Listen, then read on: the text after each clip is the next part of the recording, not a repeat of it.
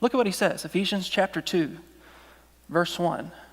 You were dead in the trespasses and sins in which you once walked. Not you were alive, not you were pretty good before, but you had a few areas to work on. Not you were bad, but we understand because things were complicated. No, you were spiritually dead. Everything about you, your spiritual capacity, your morality, your ability to please God and be good to other people, all of that, you were totally bankrupt. You were dead in your trespasses and sins. And I want to focus on two words in that verse because I think they correct two different myths in our culture. The first one's the word you.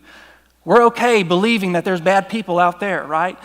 We put locks on our door. We purchase guns to protect ourselves from the bad people out there. You tell your son and daughter, I don't want you to hang out with that kid over there because that's a bad kid. We never, ever imagine that it's not just the bad people out there that we need to worry about, but that there's a bad person in here looking at you in the mirror. The scriptures are saying it's not just about bad out there. There's a Hitler in your heart. One of my professors used to say that. It used to freak me out. What do you mean you have Hitler in your heart? Are you going to kill us all? I mean, And what he was saying is that there's the capacity for that same kind of hate, that same kind of evil in every single human being because every single human being is spiritually dead. We're dead in our trespasses and sins.